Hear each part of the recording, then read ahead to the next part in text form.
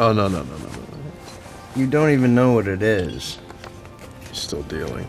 This is an exclusive product. It's coming on stream next year. They've had clinical trials and it's FDA approved. And you know how they say that we can only access 20% of our brain?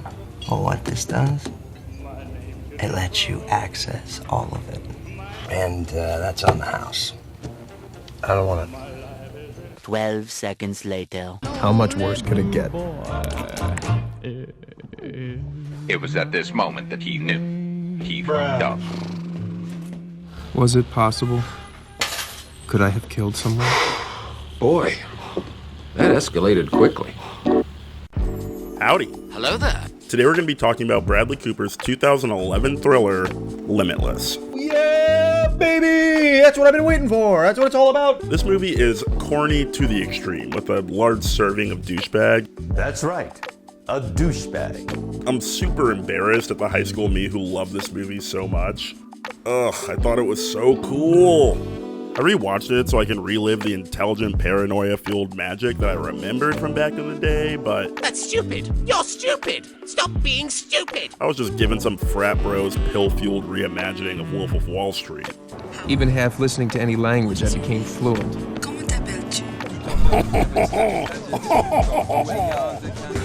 This was great. Let's just get into the goofiness because there is a lot I need to say about this wild movie. And also, subscribe to the channel if you want more amazingly edited movie reviews like this one. I'm doing my part!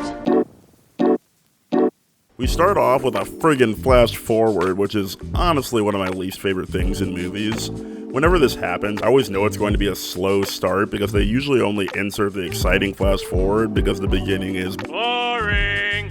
This shot's pretty fun though, gotta give him that. It does kind of make me a little nauseous and it goes on a long time. This would really destroy me in theaters, but here's our main guy, Eddie Mora. Pretty cool name, honestly, I like that name. He's an alcoholic writer who mostly focuses on the drinking aspect of that and not so much the writing part. He's been signed to a book contract, but he can't quite get those words on paper and is supremely stuck in writer's block. Get your fucking ass up and work. As if life wasn't hard enough for him, his girlfriend, Lindy, breaks up with him. What's mine is yours too, and you know I want to share the rest of my life with you. In fact, I was thinking that Don't propose. Why not? Come on, Eddie.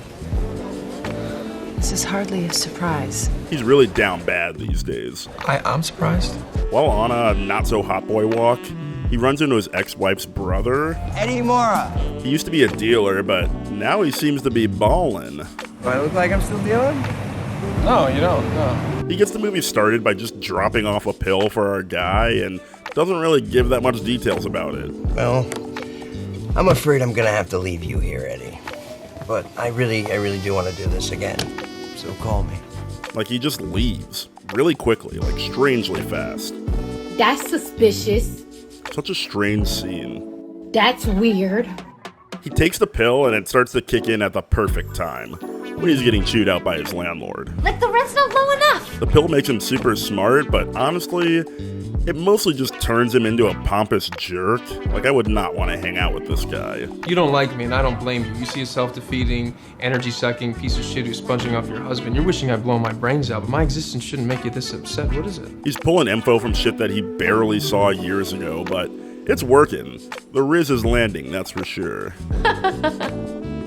She didn't have a chance. Hilarious that he gets this superpower of intelligence and immediately uses it to manipulate women into sex. You're a creep. Classic Eddie. We're going to be seeing a lot more of that in the future. Thanks for the tip. This is also when the inner monologues start, and honestly, this is most of the movie.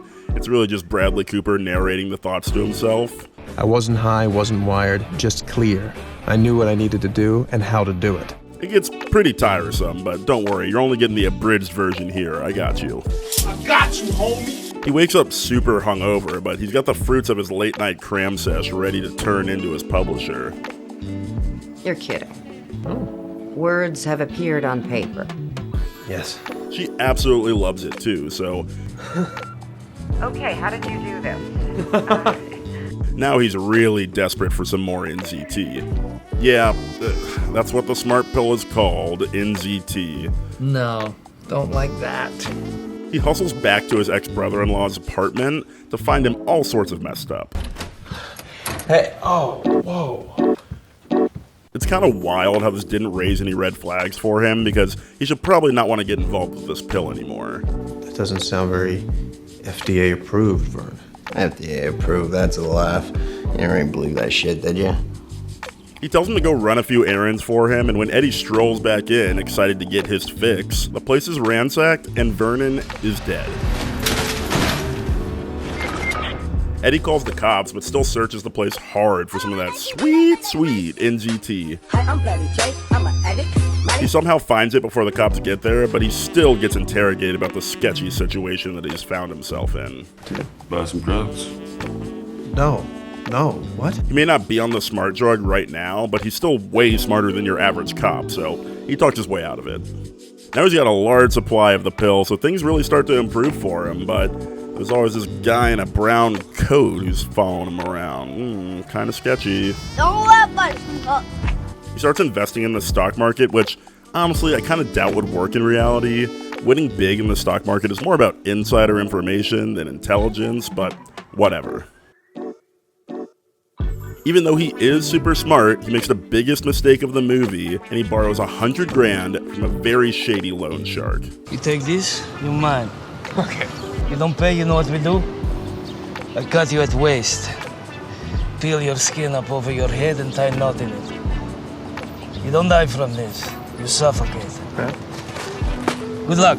Like, this is so stupid. This man has the power to have a 4-digit IQ. I know, his words, not mine. I know it's not possible. For a guy with a 4-digit IQ, I must have missed something. And thinks that a short-term loan is his best option? Like, ridiculous. Failure is your destiny. You are made of stupid. Why do I give you $100,000? Because I quintupled my money 4 days in a row. Like, what? Why are you borrowing money? You are supposed to be smart. By this logic, you'll be getting to $100,000 pretty damn quickly. Like, just wait 2 or 3 days, bro. Be a little patient. Also, the loan shark, Ginnity, is the highlight of the movie. Andrew Howard really dominates this role. He's so great. Because I don't see you before and I don't fucking like you already. He gets a fancy finance job, makes $2.5 million in the first week, gets his girlfriend back, and his big success gets him a meeting with the big dick himself, Carl Van Loon.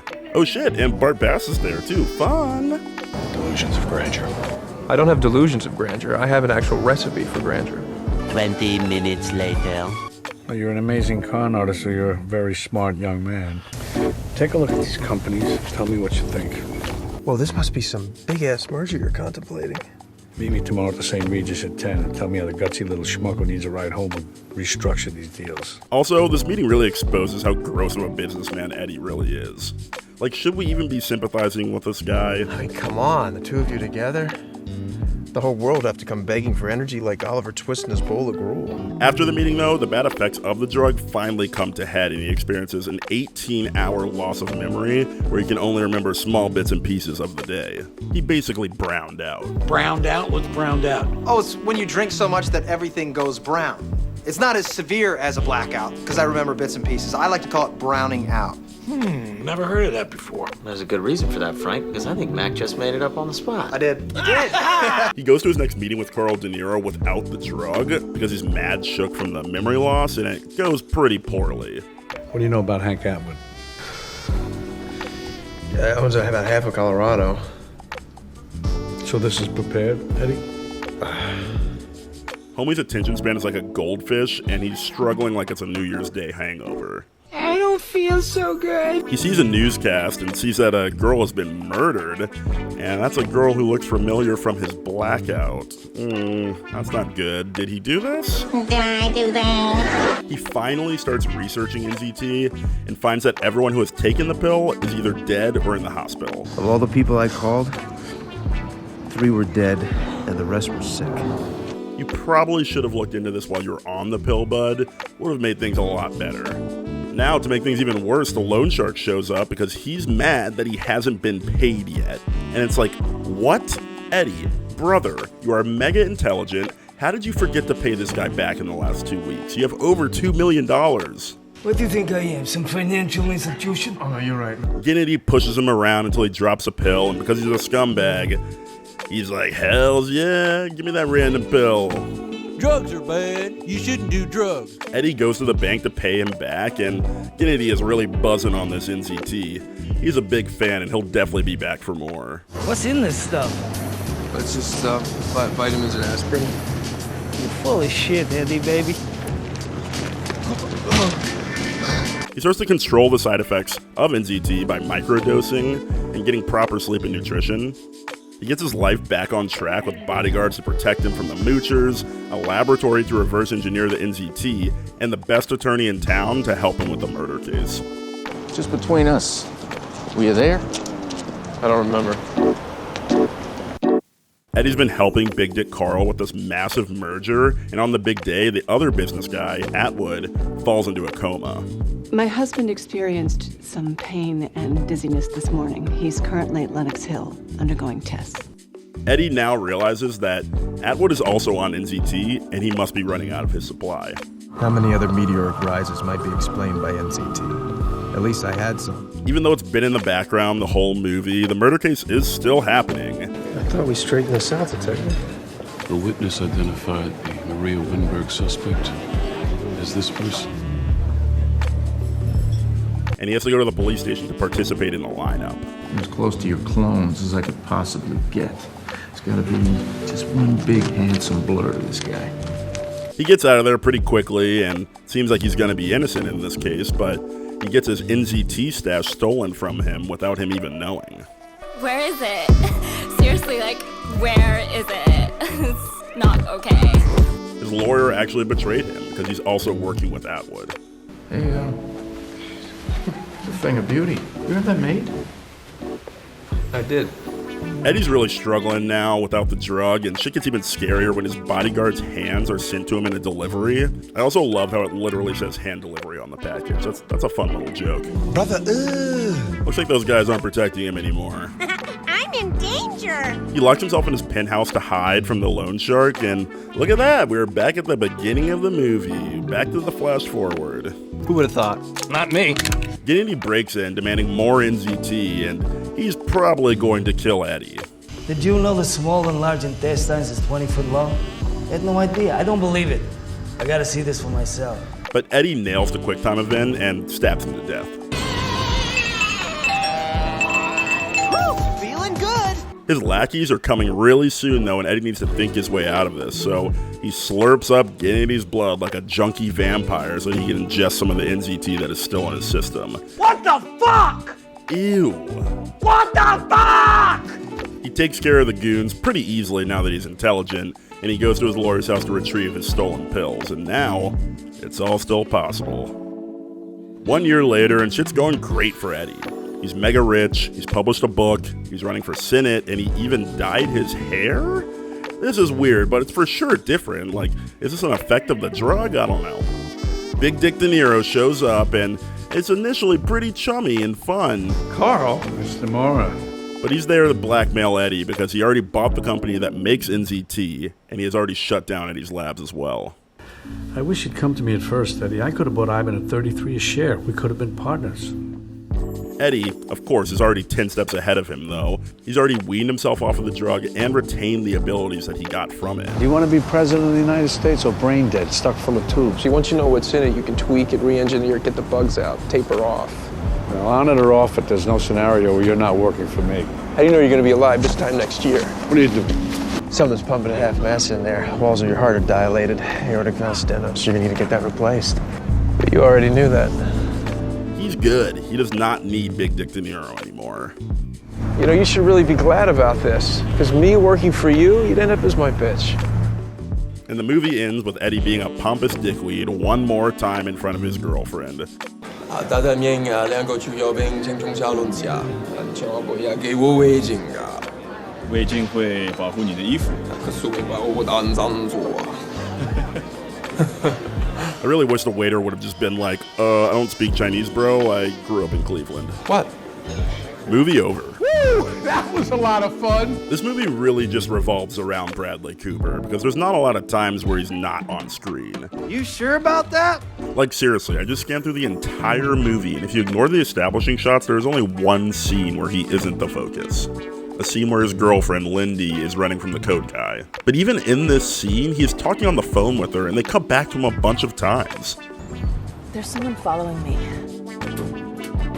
Are you sure? During this scene, though, there is at least one part where characters talk about something unrelated to Eddie. But I am very serious when I say that this is the only instance in this movie of that ever happening. This man's chasing me. He followed me from my building. I don't know him. Please. No, buddy, let's leave her alone.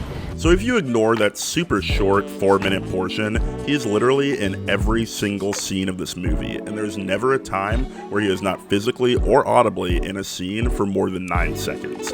What? That's crazy! I only found one part where characters not named Eddie Mora are talking to each other, and even in that one scene, he is physically in the room and they are literally talking about Eddie. I'm sorry, Carl. I've had it with this unqualified posturing little prick. Pull it back. I mean, since when is this the Delphic Oracle? Don, pull it back. That's like really insane. I can't think of another movie that puts so much focus on just one character. You'll get your very own spotlight tonight, 'cause it's all about you. Yeah, it's all about Bradley Cooper. He isn't terrible in this, but he's definitely not good. The biggest problem with Bradley's performance is the terrible dialogue written for the character. It's pretty comical how douchey he sounds throughout the movie. I'm doing a little research on Aunt Helen's tumor, and it's totally clear that anybody with familial abdominis polyposis should be supplementing platinum-based doublet regimens with icosapent pentoic acid. He's such an annoying dick, and honestly, I just don't think that it matters how smart he is because no one would want to be this guy's friend in real life. We got a big Swiss bank account. You know what? Let's not invade Russia in the winter. Let's go home, let's pop a beer, and let's live off the interest. Yeah. He talks over everyone and just acts so full of himself at every single opportunity that he has. Anybody ever jump? Are you crazy? Ugh, he's just so annoying. Outside of this movie, though, Bradley Cooper's killing it. I don't love a lot of his roles, but it's impossible to say that he hasn't put out some banger characters that are super entertaining. Bradley Cooper. So excited to be here. No one gives a fuck.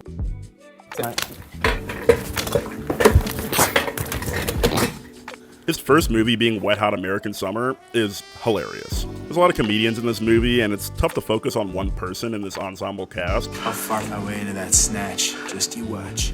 But I'll always remember his role in this because it actually had a little bit of heart to it. 5, 6, 7, 8. Zoot suit, zoot suit, ZOOTSUIT. Read, please, silk the pel. Guns a-blazing straight to hell. Closeted Dudes at a Summer Camp is interesting stuff, and he played his first movie character really well.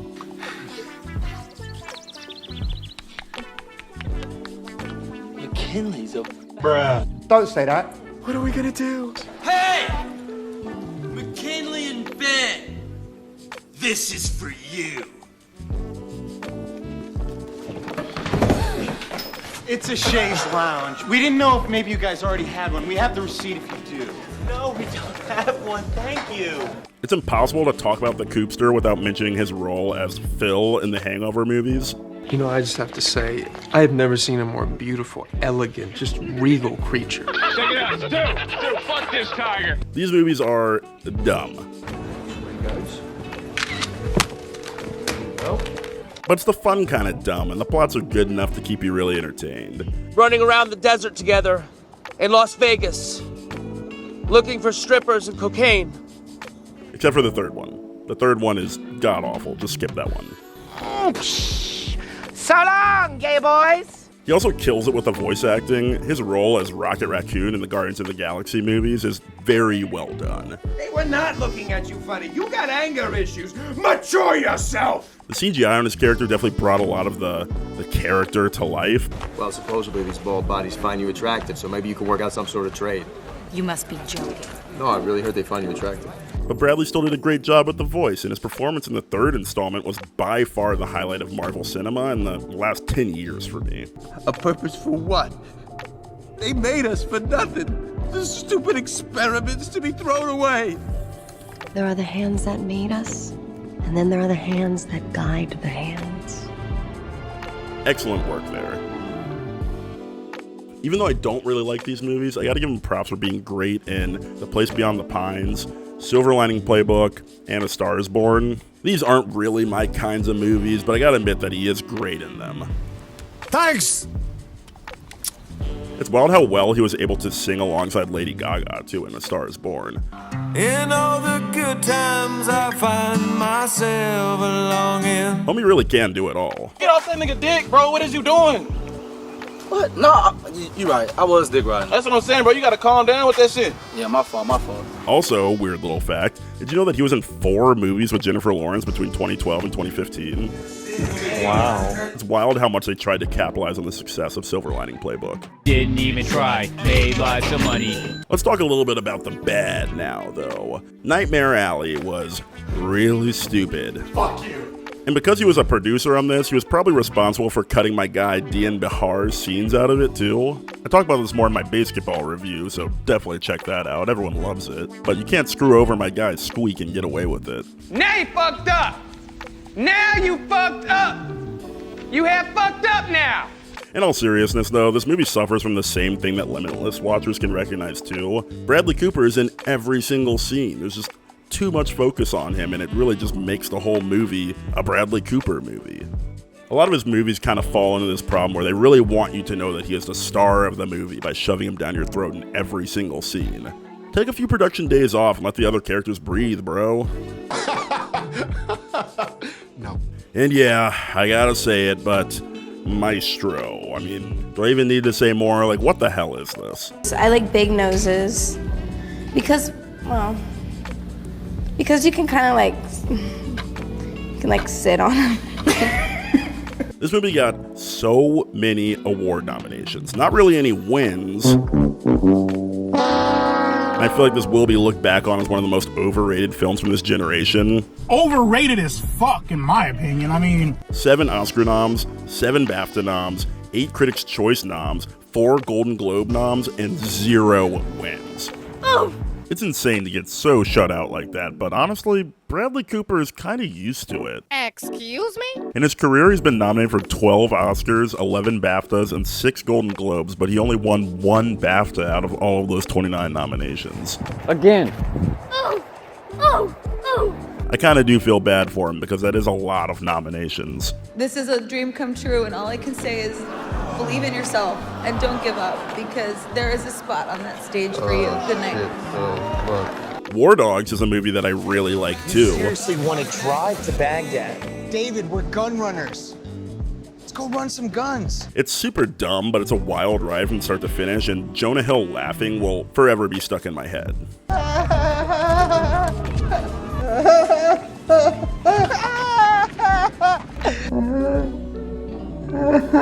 Bradley Cooper, though, kinda sucks in this movie. I want to apologize about Albania. I had bad information. So you stuffed me in the trunk of a car and shoved a gun in my face by mistake?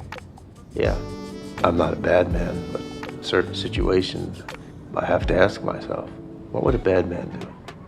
He literally never shows emotion, and some of the negative just comes from poor writing, but I don't care. I'm actually fucking fuming right now. He's a bad character in a dumb movie that I like, so I'm mad about it. Apologize. No, shut up. Aloha is definitely a movie I don't want to say hello to and only goodbye to, because this was so boring and so full of itself. Well, I remember the good times. There were no good times! I saw this one in theaters back in the day, and I still have regrets about wasting my time there. Ugh, wish I can get those hours back.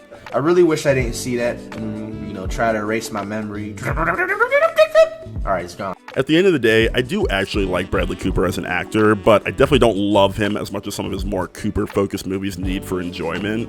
He plays the leading role really well, but he needs a co-star to make the movie great. He kind of fails when it's just him at the podium. He doesn't care! Alright, enough about Bradley Cooper. Let's talk about Neil Burger, the director of Limitless. The Burgman really tried some weird stuff in this movie, that's for sure. Let's get weird! Let's get weird! I really like when directors are willing to go wild with the shots and not just default to the generic cookie-cutter bullshit that we have seen 1,000 times already. Sheen, this is the 7th week in a row you've shown Cookie-cutter bullshit. in class. There's a lot of times where this creativity works really well. Montages are usually shot in a pretty standard way, but this one has personality and flair to it. It's great. Great job. It distinguishes itself away from other movies with the wild way that it's shot, and it makes the movie pretty memorable. The movie is kind of this wild ride in a way. It definitely doesn't work every time, though. Uh-oh. Stinky. This is definitely an example of when he fell into Goofy Town a little bit, because, like, what the hell, dude? Like, you're just gonna swing the camera back and forth over and over again? I'm getting dizzy here. It's too much. You guys make me sick to my stomachs, fam. Even if it doesn't work every time, though, I definitely applaud him for this movie being visually intriguing and super unique. All right, thank you guys. Nice seeing you. The Burgman has had a pretty typical bottom-to-top career path in Hollywood. He started in film school, worked into music videos and commercials, and finally evolved into film. He actually created those really strange PSAs from the early 90s on MTV that were meant to fight illiteracy. Books feed your head. Do you guys remember this?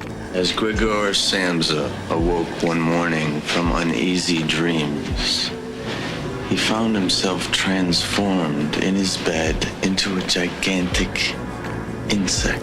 This might bring up some weird memories for the classic MTV heads, because this shit was like a fever dream, and I totally forgot that this was a real thing. It was no dream.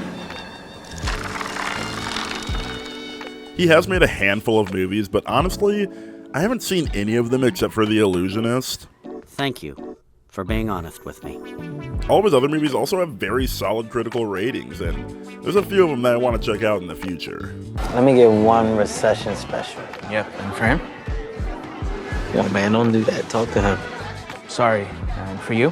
14 hot dogs and a banana daiquiri. You guys high? So 14 hot dogs and one hot dog. So 1,500 hot dogs. 1,500 hot dogs. That's what I want. Just give me all your hot dogs. He even started the Divergent series, which is super loved, even if it is made for a teenage audience. Unscripted, Sure. so I get to ask you anything I want. Sure. I mean, try and relate it to the movie. Oh, man.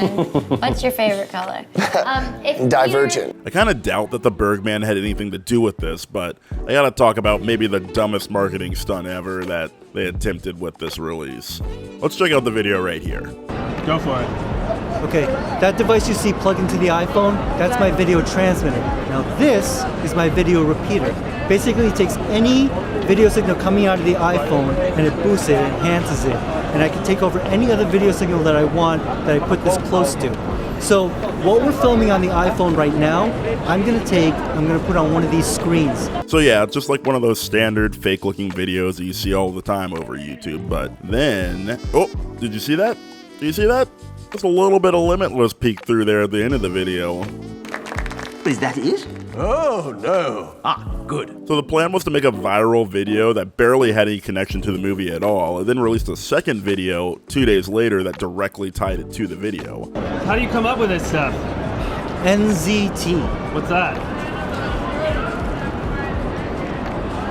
I'll show it to you later. Sounds good, right? Well, the first video went viral, but the second one did not, and kind of ruined the whole idea for this. But it seems kind of flawed from the beginning, honestly. The initial viral video didn't lead anyone to the movie because no one would know that the video was about Limitless unless you saw the second video or an article talking about how this is just marketing for the movie. Nice try, buddy. You know? It's an interesting concept, and it was made by the marketing agency Think Moto, and they really only focus on like viral marketing and other goofy shit like this. Oh! This shit would probably work better nowadays than it did back in 2011 with like TikTok and different kinds of social medias to push people around, but it's still cool to look back on an interesting marketing campaign, even if it didn't work that well. And I guess your best wasn't good enough. Let's talk a little bit about the box office and critical reception, because even though that marketing campaign didn't do much to push the needle was already moving pretty hard for this movie. I'm doing good now, you feel me? I'm doing good now. Don't just think like a nigga just dumb as fuck. Limitless made a lot of money. $161 million on a $27 million budget is a fantastic financial success. A great success. It opened at number 1, but swiftly got taken down in its second week by King Roderick in the shit-tastic Schneider movie, Sucker Punch. Roderick, can you explain what you're doing in this photo? That's not me. That's not you? Nope. It's also the #2 movie all time for domestic box office for Relativity Media. It's a shit company that's filed for bankruptcy multiple times and is run by this douchebag, Ryan Kavanaugh. You are not him. No. You are not him. Dang, I always get these two mixed up. There he is. So if you Google Harvey Weinstein, Ryan Kavanaugh, this is a really good experiment. Does Ryan Kavanaugh look like HarveyWeinstein.com? What the fuck? You know that's my website, right? That's so stupid. We made that website to help the public. I just need to remember that Harvey is the one in prison and Ryan is the one with a bunch of drunk driving arrests and probably should be in prison. You better lawyer up. Just my opinion, bro. Put the phone to your lawyers down. Chill out. The critics were decently kind to this movie too. I'm honestly surprised at how high the Letterboxd rating is on this movie because even though it is entertaining, the bag was fumbled on this script and the poor execution of the plot should probably bring the rating way down. Like 3.3, it should be like a 3.1, I don't know. Really not that far down. That's better. Famed movie critic Roger Ebert even gave it a 2.5 out of 4 and left us with a pretty funny quote. Limitless only uses 15, maybe 20% of its brain. Still, that's more than a lot of other movies do. And no, I don't really know how Roger Ebert talks. That's just my impression of him. I said the hell with it. This is how I look. People with problems like mine should get on with their lives and not hide because of it. I don't want to look this way, but I do, so please don't make it your problem. Before we finish, I want to talk about the elephant in the room. There's a lot of super similar stories out there because the concept of artificially increased intelligence is super interesting and something that all generations of writers have pondered about. Are you pondering what I'm pondering? Let's take a look at a few of them. So let's just jump into it. Lest We Remember by Isaac Asimov is a pretty fun one. Fun? This one has a drug that gives you perfect memory recall where you can remember anything that you have heard or seen in the past. These elements were definitely a big part of Limitless as well, but this Asimov story really focuses on climbing the corporate ladder and using his smarts to blackmail people into following his demands. I'm gonna play me a little old blackmail card. The protagonist is a money-hungry capitalist who doesn't hesitate to use his memory powers for financial gain. Sound familiar? The whole world have to come begging for energy like Oliver Twist in his bowl of gruel. Flowers for Algernon by Daniel Keyes is probably the most popular of these intelligence enhancement stories, and it's a really good one too. This is good shit. I think it's the best use of this story because it focuses more on the scientists studying the effects of the drug and what it could do for society. Society doesn't care. Society sucks. It got turned into an award-winning movie in the 60s called Charlie and has been adapted many times recently with a Spider-Man comic called Flowers for Rhino, an episode of The League called Flowers for Taco, the ending of the video game Nier Automata is called Flowers for Machines, and my favorite one of all is the Always Sunny episode called Flowers for Charlie. To allow spiders to talk with cats! Our exploration into the effect of environment upon intelligence was, alas, a complete failure. The most measurable effect was a sharp uptick in arrogance. The subject was perfectly ready to believe he'd learn Mandarin in 2 days. I see. 有什么就我出来就负责? Again, this is complete gibberish. All of these follow the same premise of an average person, or way below average in the case of Taco and Charlie, getting intelligence enhancements for an experiment. Hey, you're right, stupid science bitch couldn't even make I more smarter. Lucy is probably the one that people are most familiar with. It's a movie that came out 3 years after Limitless, and it's impossible to ignore the similarities. Corporate needs you to find the differences between this picture and this picture. They're the same picture. This one also has a similarly stupid-sounding drug, CPH4, that lets you unlock 100% of your brain. Only use 10% of the brain's capacity. Imagine if we could access 100%. Yeah, it really does go off of that myth again of humans only use 10% of their brains. Scarlett Johansson is in this one, which is probably why you remember it. And it definitely did a lot better at the box office with $469 million, but the stories are pretty different.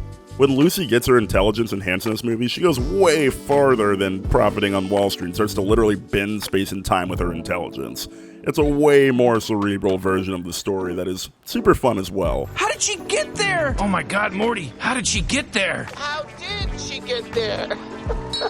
Is that something we should be concerned about? Alright, and to wrap this all up, we gotta talk about it just a little bit. The Limitless TV show. Do we have to? It sucks ass. Straight up, it's not very good. Did you ever see one of those instructional videos about pickpocketing? All you have to do is create one slight misdirection and you can steal just about anything, like this gun. The show is really bad and really falls into the gross CBS drama show stereotype of boring shows that are meant to appeal to people surfing through the channels. Join Team Badass, Ike. You get cool leather jackets. Leather sticks to my skin. All right, enough! It's no surprise that it got canceled after one season because it's another example of wasting a great idea with rushed, nonsensical plot lines that don't meld together with the greater themes presented with a cool drug like this. Like really, do we need stupid sitcom-y wackiness and gooey romance plots in a show like this? Let's see. Basically, I started by... Yeah, I guess we do because it's on CBS. That's how I did it, my friend. Somehow, Bradley Cooper and Neil Berger actually came back for this. It's kind of crazy that they would even waste their time with this, but it's over now. It can't hurt us anymore. It's official. Limitless has reached its limit. Let's wrap up this review because I'm not on NZT and I'm getting pretty tired of looking at Bradley Cooper's face. Bradley Cooper? We love him for some reason. Limitless is a really fun movie, but it wastes a super intriguing script on some goofy garbage to seemingly just inflate Bradley Cooper's ego. Cool people like Bradley Cooper do Broadway now. It's fun, but it should be fun and smart too. It's just so ironic to watch a movie about being so smart when the writers are acting so dumb. Dum dum dum dum dum dum dum. This is a superhero movie where intelligence is the power, but unfortunately our protagonist, Bradley Cooper, is a frat bro capitalist who just wants to live out a Wolf of Wall Street fantasy. And then I began to form an idea. Suddenly I knew exactly what I needed to do. It wasn't writing. It wasn't books. It was much bigger than that. All right, then get me an avocado, an ice pick, and my snorkel. Trust me, bro, I've made bongs with less. Hurry up! Thanks for checking out my video on Limitless. Also, leave a comment about a movie that you would like to see me cover next. It was a lot of fun to go through this movie again because I loved it when it first came out in theaters, hated it when I rewatched it a few years back, and now I have some sort of weird little brother love for it now that I've watched it a dozen times during the editing process. I'm shitting on it a lot, but it's a fun movie. The wasted potential, though, is what really pisses me off. Subscribe and like the video if you want more great videos like this, and yeah, I'll see you next time.